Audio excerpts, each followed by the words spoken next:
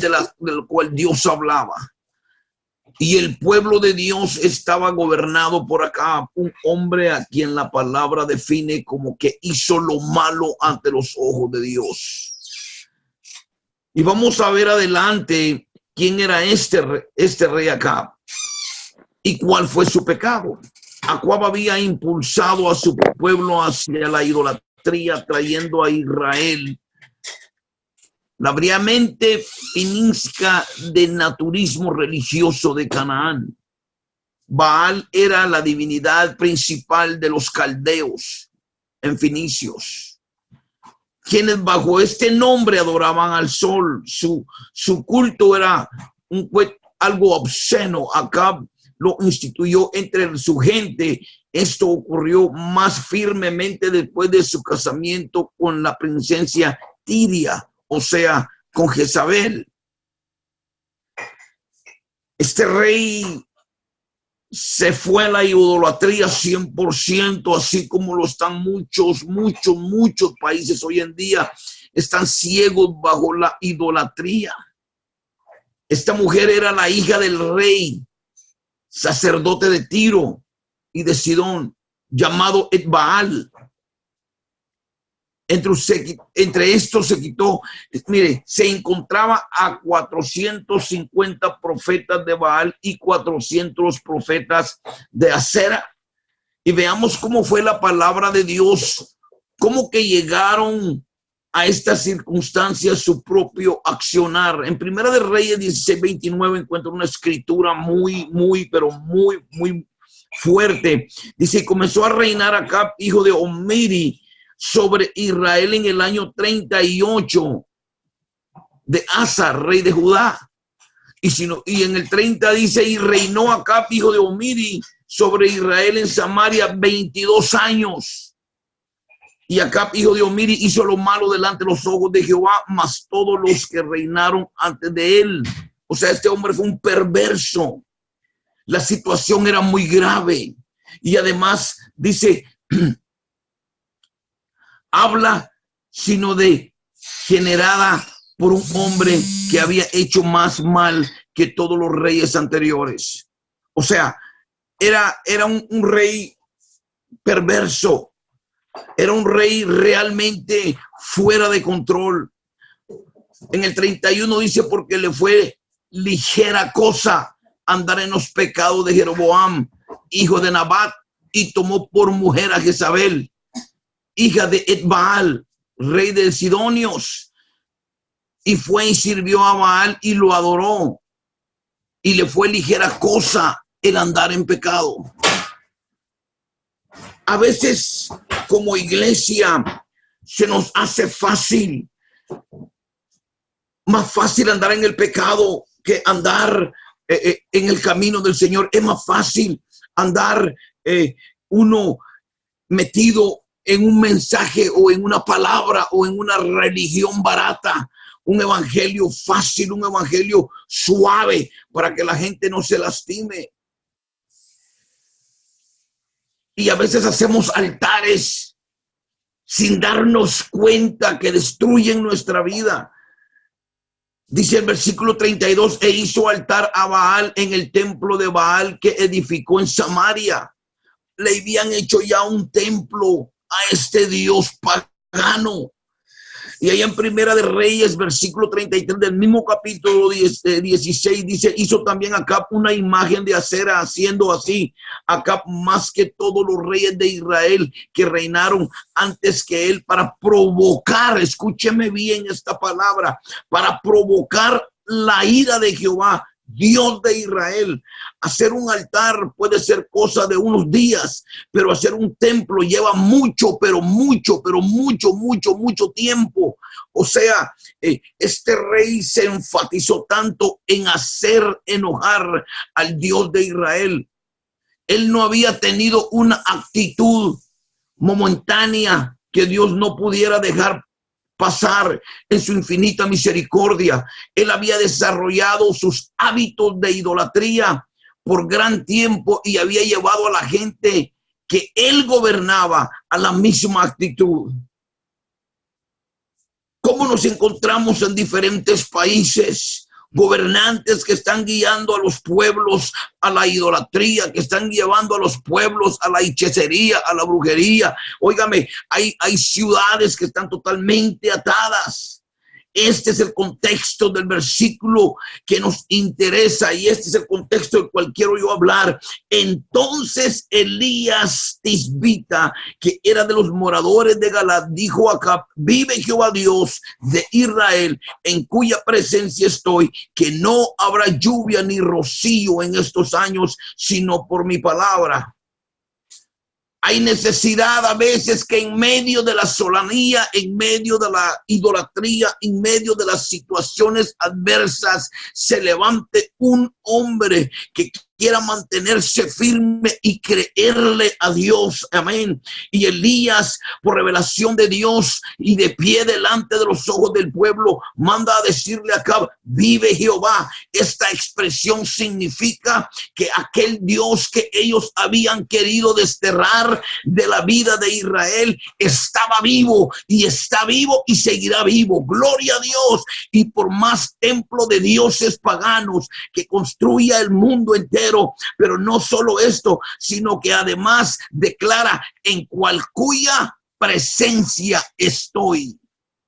Qué hermoso es cuando alguien confía de esa manera en su Dios. Él se para firme en las palabras de Dios y hace público su alineación con él. De hecho, hay que ser valiente para decir a viva voz: yo creo en Jehová. Gloria a Dios. Yo creo en mi Dios. Es de tener mucho valor en los tiempos donde estamos viviendo ahora, en medio de dos torres de Baal hechas por el rey. Elías asegura que no habría lluvia ni rocío, no por unos días, sino en años. Vamos a hablar de una situación adversa, de modo que era tremendamente nefasta la consecuencia que había soportar el pueblo por la decisión de un rey perverso. Y luego nos vamos a ir a otra parte de la escritura, ahí en Primera de Reyes 17, 2-4. Y vino a él palabra de Jehová diciendo: apártate, aquí es donde quiero entrar, apártate de aquí y vuélvete al oriente y escóndete en el arroyo de Querith, que está frente al Jordán, y beberás del arroyo, y yo he mandado a los cuervos que te den ahí de comer. Primero quiero decirle que Dios protege a Elías de la furia de Acab, y Dios manda a Elías a esconderse para asegurarlo del poder gubernamental de Acab. Si era encontrado, sería matado. Por eso la manera de protegerlo es que se desaparezca. Pero Dios no olvida su cuidado. Dios no olvida de la necesidad. A veces Dios te va a decir: mira, detente un momento, quédate en este lugar. Y dirás tú: pero aquí no hay nada para mí, ¿qué puedo hacer yo aquí? No hay nada, pero Dios quiere tenerte ahí. No te preocupes, Dios te va a dar lo necesario. Dios te va a suplir lo que tú necesitas.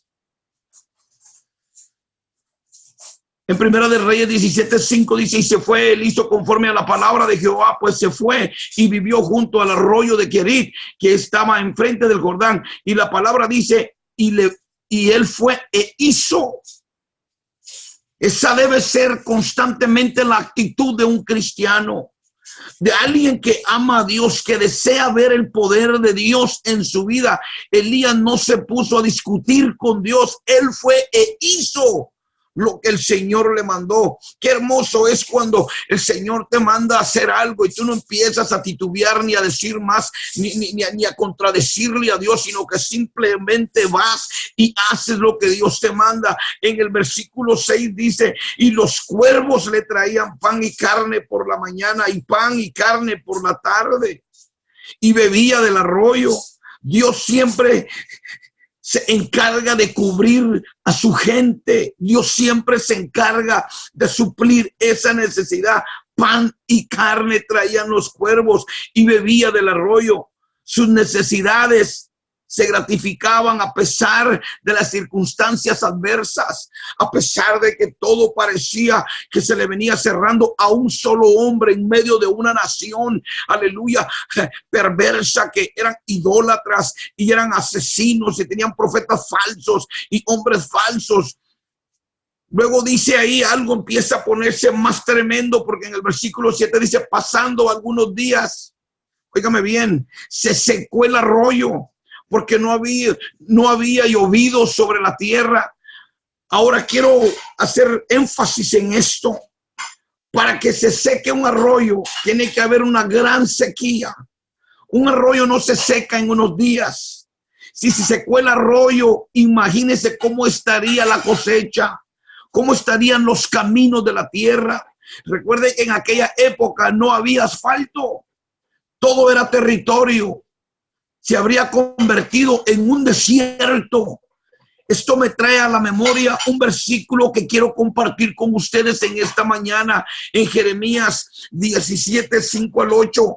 Así ha dicho Jehová: maldito el varón que confía en el hombre y pone carne sobre su brazo, y su corazón se aparta de Jehová.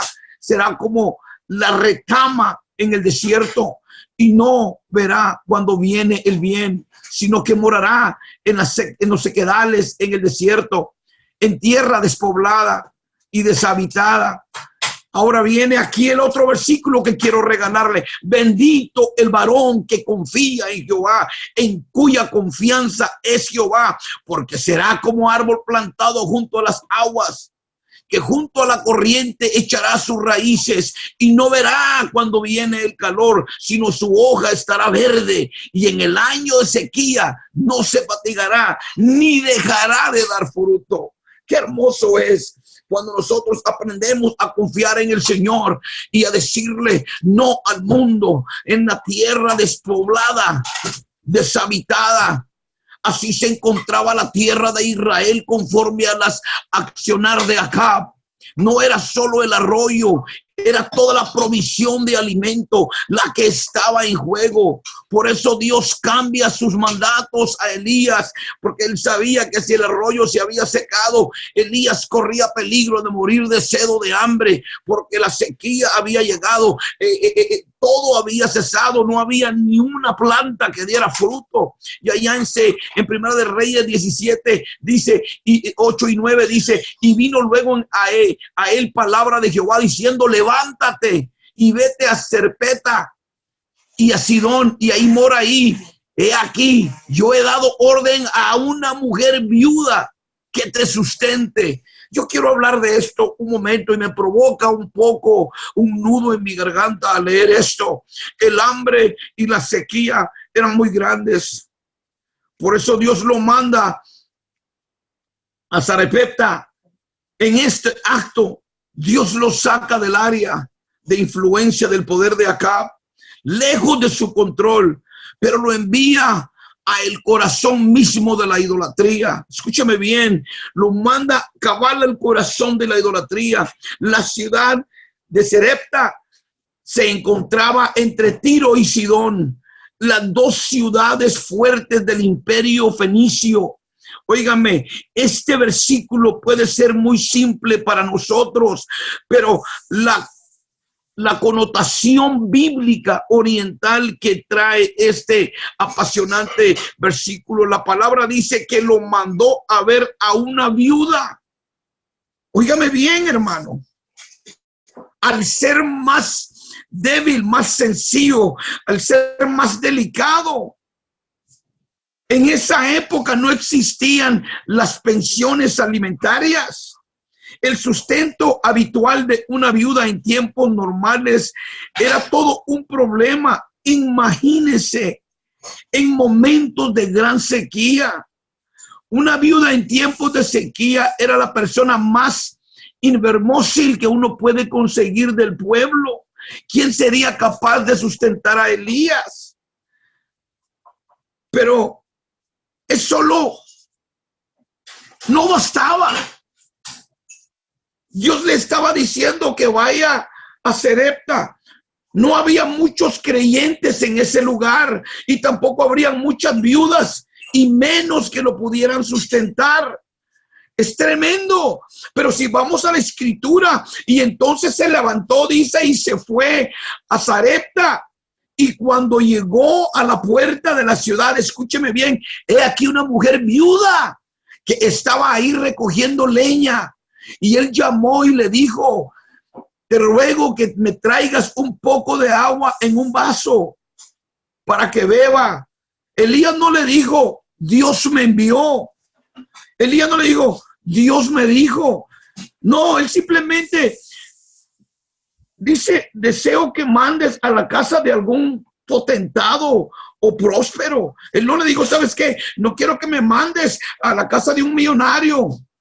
Él no le dijo: quiero que mande a la casa de un creyente acá en el barrio que conozco. ¿Conoces a alguien aquí en el barrio que pues sea de influencia? No, solo le dice la palabra. Que él no discutió con Dios. Él se levantó.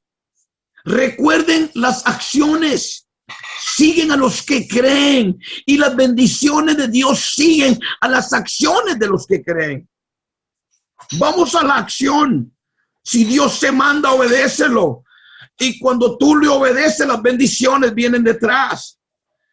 Y yendo ella para traerle para traérsela, él volvió a llamar y le dijo: te ruego que me traigas también, óigame bien, un bocado de pan en tu mano.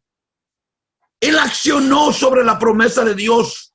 Y me pregunto, se me vino una pregunta y digo: ¿cómo sabía que esta era la mujer viuda que él buscaba? ¿Cómo lo supo? Ella estaba haciendo el trabajo que normalmente realiza el hombre de la casa: recoger madera, cortar madera, llevarla para hacer el fuego. Ese trabajo es un trabajo de un hombre, no de una mujer. Pero que Dios bendiga a las siervas que se esfuerzan al lado de sus esposos. Ahora dice el capítulo 17, versículo 12, y ella respondió: vive Jehová tu Dios. Escúchame bien. Vive Jehová tu Dios. No dijo mi Dios, porque ella vivía en medio de un pueblo idólatra. Por eso dijo: vive Jehová tu Dios. Que no tengo pan cocido. Que no tengo pan cocido. Wow. Solamente un puñado de harina tengo en la tinaja y un poco de aceite en una vasija. Y ahora recogía 2 leños para entrar y prepararlos para mí y para mi hijo, para que lo comamos y nos dejemos morir. Una circunstancia totalmente fuera de control. Y Elías le solicitó sustento. El hombre de Dios que estaba impidiendo que lloviera en toda la tierra, recibió a aquella mujer enviada por Dios para que le sustente. Un no tengo. Pero pregunto, ¿acaso Elías ante esto cayó infartado?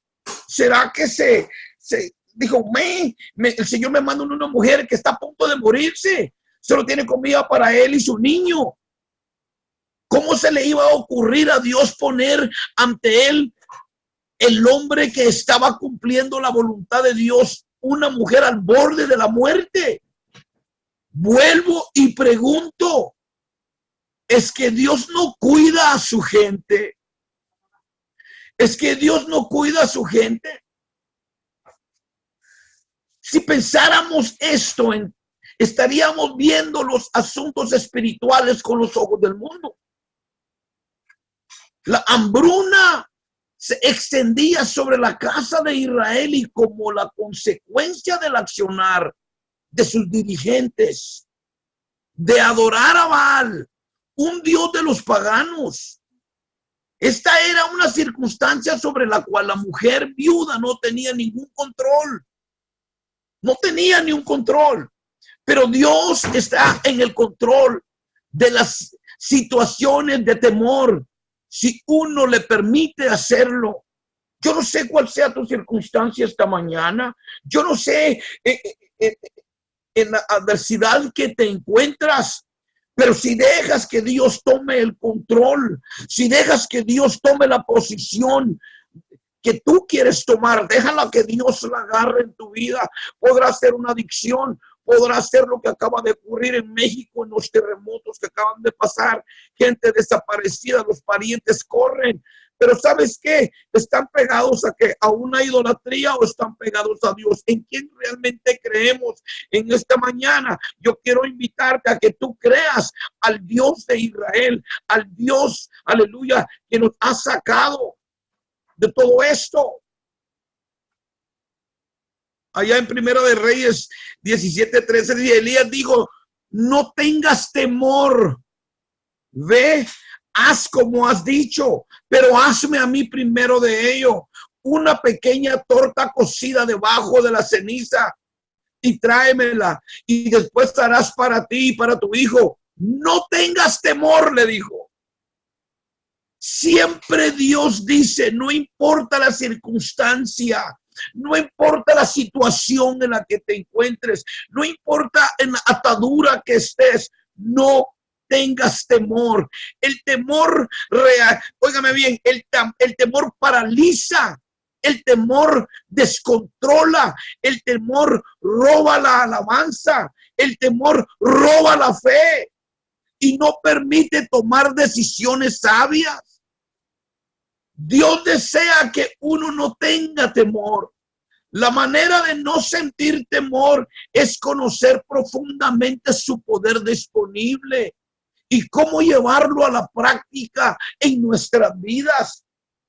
Pero también dice, hazme a mí primero y después harás para ti y para tu hijo. Las circunstancias no podían ser peores. Ella estaba a punto de morir. Llegó el hombre de Dios a su vida y en vez de ayudarla le pidió ayuda, pero también manifestó la promesa: la harina de la tinaja no cesará, ni el aceite de la vasija disminuirá hasta el día que llueva. ¡Wow! ¡Qué tremendo es confiar en el Señor ante las circunstancias adversas! No va a hacerte falta nada porque la promesa de Dios está contigo. Entonces dice la palabra en el versículo 15, ella fue e hizo como le dijo Elías y comió él, ella y su casa por muchos días. Dice entonces, ella fue. Él entonces implica una situación cronológica. Hasta ese momento nada había cambiado. La sequía seguía, el hambre seguía, pero ella creyó a la promesa de Dios. Y ese es el problema el día de hoy en la iglesia. Ya no se cree.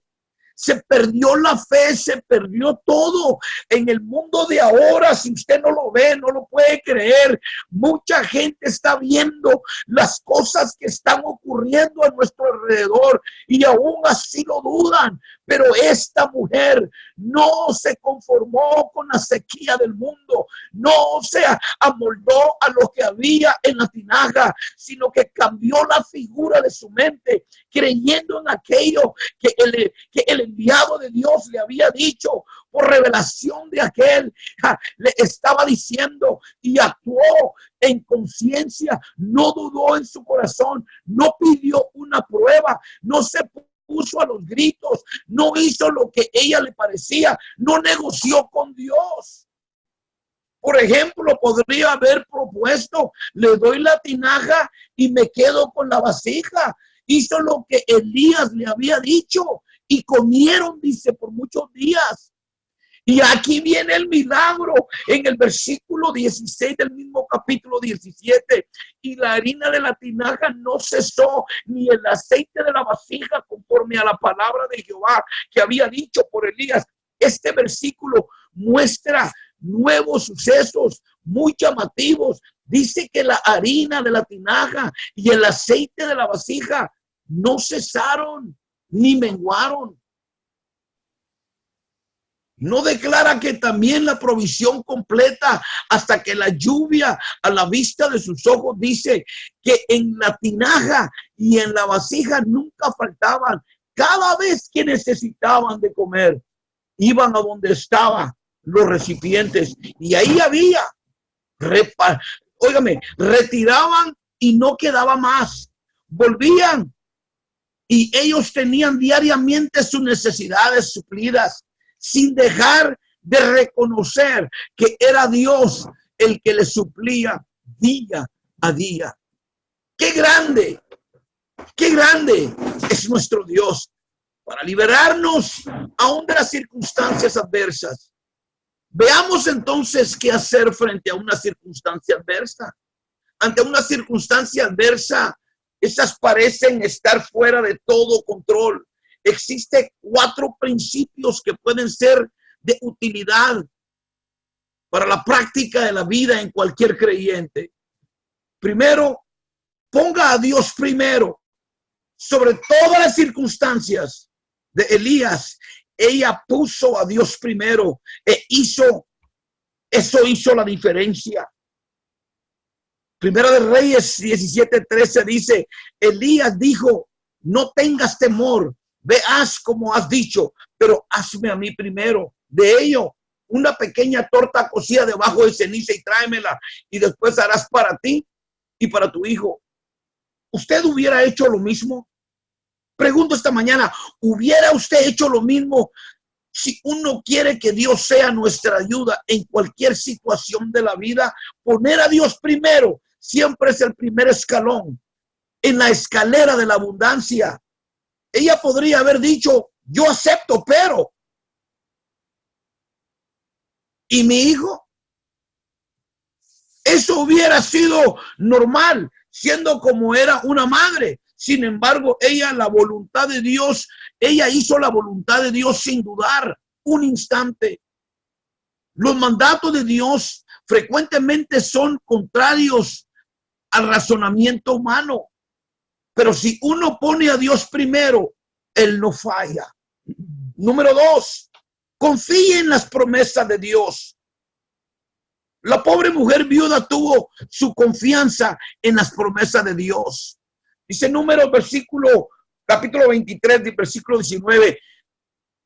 Dios no es hombre para que mienta, ni hijo de hombre para que se arrepienta. Él dijo y no hará. Habló y no la ejecutará.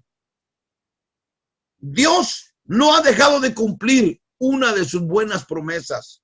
Las promesas de Dios para ella eran sugestivamente para cada necesidad suya y también las de su hijo y las de los profetas, hasta que los medios naturales del suministro una vez más puedan proveer sus necesidades.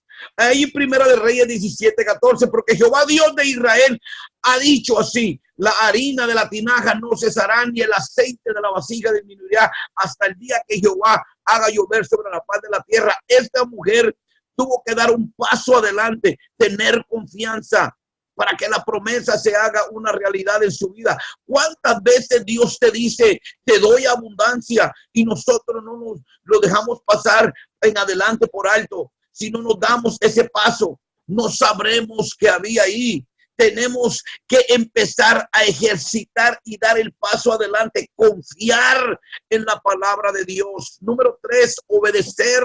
Obedezca a Dios. El tercer paso, simplemente el paso de la obediencia. La mujer tuvo y necesitó poner su creencia y acción en la promesa de Dios. En el momento y no antes que ella puso a Dios primero, Dios se puso a trabajar sobre su beneficio.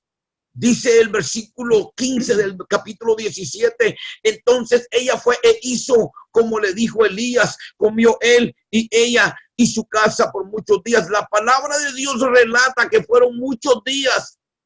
Algunos estudiosos de la Biblia dicen que no muchos días, era un año entero o quizás 2. Cuán grande es nuestro Dios. Ella dio la comida de un día a Dios y Dios le dio de comer por un año. Alabado sea el nombre del Señor. Quiero cerrar con el número 4. Sea constante en creerle a Dios.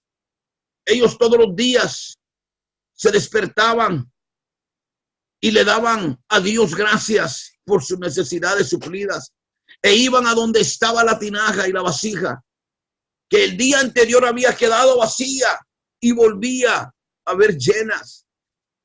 Y dice el versículo, dice, y la harina de la tinaja no cesó, ni el aceite de la vasija menguó, conforme a la palabra que Jehová había dicho por Elías. Ellos creyeron en la palabra de Dios y dispusieron su vida conforme a la palabra que Jehová había dicho por Elías. Y ellos no dudaron un instante en su corazón. Se mantuvieron firmes a la expectativa, aleluya, de la abundancia de Dios, y Dios todos los días ponía alimento en su mesa. Dice el Salmo 27, hay un hermoso versículo que deberíamos tener en cuenta óigame bien, para renovar nuestras mentes. Salmo 27:1 dice, Jehová es mi luz y mi salvación, ¿de quién temeré? Jehová es la fortaleza de mi vida, ¿de quién he de atemorizarme? ¿Cuándo voy a salir a la vida pensando esto? ¿Cuándo debo abrir la puerta de mi casa y salir a vivir, pero sin conformarme esta vez con lo que el mundo, sino con el pensamiento simplemente, Jehová es mi luz y mi salvación, ¿de quién temeré? Jehová es la fortaleza de mi alma, ¿de quién he de atemorizarme? ¿De quién? Comencemos a advertir que Dios pretende la vida de éxito para nosotros. Simplemente necesitamos encarrilar nuestro pensamiento hacia Él. Y quiero cerrar con esto, en el nombre de Jesús. Salmo 23:4. Aunque ande en valle de sombra de muerte, no temeré mal alguno, porque tú estarás conmigo. Tu vara y tu collado me infundirán aliento. No hay circunstancia ni valle de muerte que puedan contra nuestro Padre Celestial. Él es mi fortaleza. Él es mi aliento. Él es mi fuerza. Él desea para nosotros lo mejor. Y lo que pretende es que nosotros lo digamos. Lo que Él pretende también que nosotros lo digamos al mundo entero. Lo que Él pretende es que nosotros lo decidamos también y creer en Él ante los momentos adversos de la vida, de la palabra, ante los adversos que te trae la vida, los problemas, las situaciones. Dios está contigo. Que mi Dios te bendiga esta mañana. Y no te olvides de siempre continuar Guardianes del Aceite aquí en live, Facebook. Dios te bendiga.